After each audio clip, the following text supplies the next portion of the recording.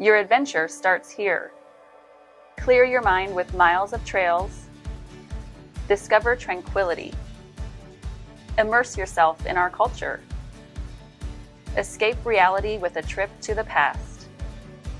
Live for these moments. Adventure Carney. Start here, go anywhere. Right. Well, our next guest on the show is a previous guest on the show, Shane Farritor. So for those of you who've been following the show, it was episode 11 of season 1.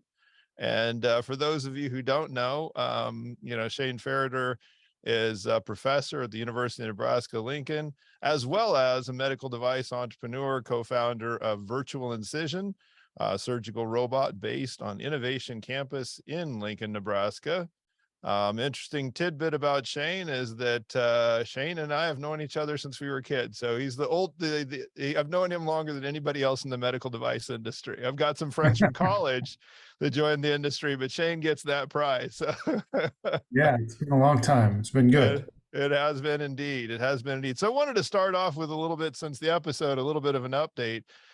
Shane, I know I've seen just yesterday, you guys are in the running for like the coolest things invented in Nebraska or something. I don't know the name of it. And about 2 weeks before that, I saw the news about your robots going into space. So if you want to start maybe by updating us on those and any other significant news, that would be great.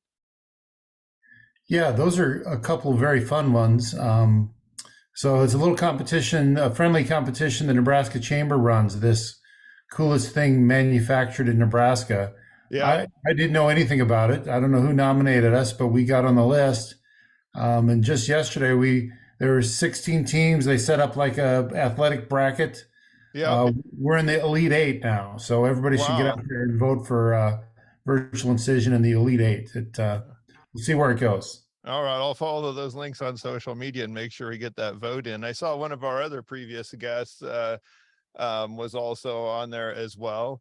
The Grain Weevil. I think their logo somewhere behind me here. So one of these days, speaking of which, Shane, one of these days I have to get some virtual Incision swag to put on the set here. Swag of some kind. I agree. Yeah, you can see we've got a lot of our previous guests, but we don't have anything from Virtual Incision yet. So sometime when it could be a coffee, but anything, it can be a sticker or whatever. I want to put something on the set. Absolutely.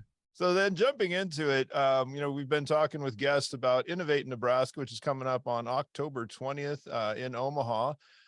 It's really showcasing medtech in Nebraska and our ecosystem. You've been at this a number of years now. I don't remember how many years it goes back to when you first started Virtual Incision, but can you talk a little bit about the evolution of the ecosystem in Nebraska in terms of the vendors and VC investors and angel investors and everything that, that kind of supports the startups that we all do? Well, it's night and day in a lot of ways. We actually started the company in 2006. Okay. And, the number of startup companies since then has just gone through the roof. That seemed like the very early days for at least the Lincoln, Nebraska ecosystem. I'm not sure I'm an expert on anything beyond that, but it's just good to see so many companies starting up. Now we have these resources like Bio Nebraska and like the Combine that are helping us start more and more companies. Yep. And you just get to the plate. You're at bat more often, and you're going to hit some more home runs. If you never are at bat, you're not going to even get on base. So. It's really exciting to see, and the university's played some of a role in that. I think investment has come a long ways as well. There's more folks involved. The state has some great programs with the Business Innovation Act and the Prototype Grant and the Research and Development Grant. All that's new since we started. So I think it's just not comparable. It's much further. I think you've taken advantage of some of those things, investment from Invest Nebraska and the Business Innovation Act, the different grants and things. You've taken advantage of some of those programs, right? Yeah, a couple of them. Invest Nebraska, you mentioned, has supported our work. We did get a research and development grant that allowed us to build our first manufacturing facility on Innovation Campus. I think a lot of the reason we're building these robots in Nebraska is because of that grant. that was just tremendous. The other thing we've been doing recently are these internship programs. The state of Nebraska wants to, they'll do half time or matching funds on interns. And I think we had 6 interns last summer or something. So it's really good stuff. That's fantastic. It's going to be one heck of an experience for those folks. I know you teach, engineering and I assume mechanical engineering classes of various types. Do you also kind of take some of what you do on the virtual incision side and apply that to what you're teaching? Do you teach anything like entrepreneurship for engineers or anything like that?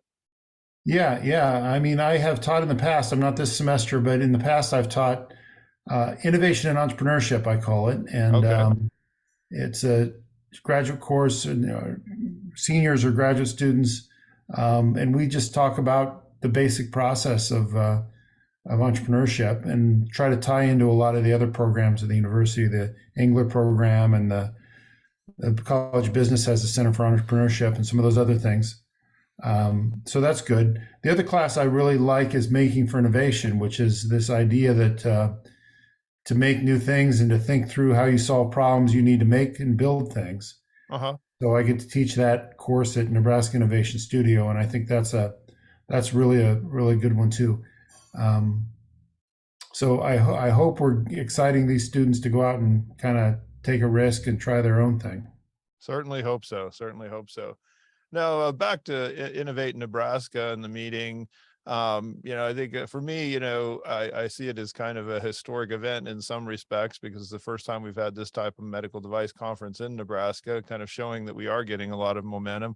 You want to talk a little bit about your perspective on that?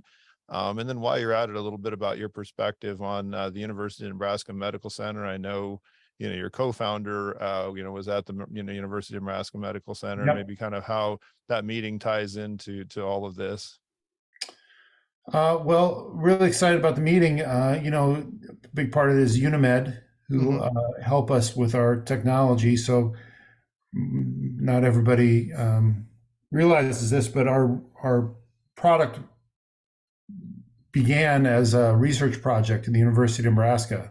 So you're right, my co-founder is a surgeon at the medical center, and I was an engineer building robots and at the engineering school in Lincoln. And we got together very quickly and decided we should make these robots for surgery. We got funding from NASA and from the Army, because both those groups want to do surgery in crazy places. Yep. Our little robots are transportable. And, we developed a lot of patents and intellectual property around this, and then that's licensed to virtual incision through that. So the medical center has been a great partner for a very, very long time. And, I can't imagine this conference could have occurred, at one point, because it's, like you say, the ecosystem's really come a long ways.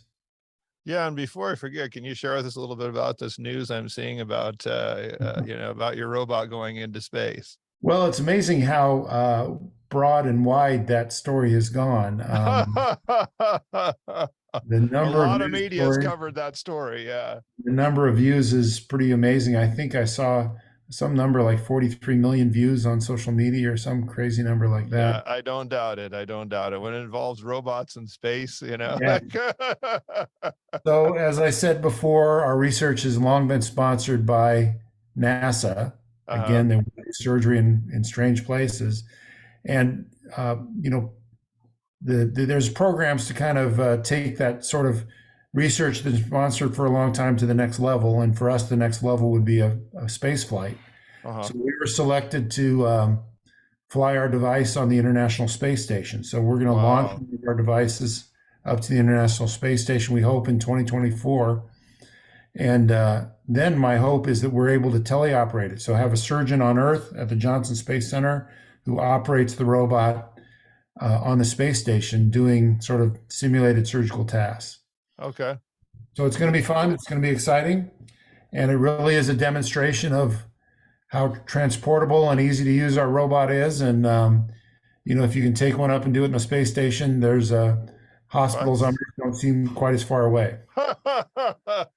yeah, the frontline battlefield type stuff, or a surgeon in the US doing surgery in Africa or something, that suddenly Yes, seems very feasible. Yeah, that's true. all possible, I think.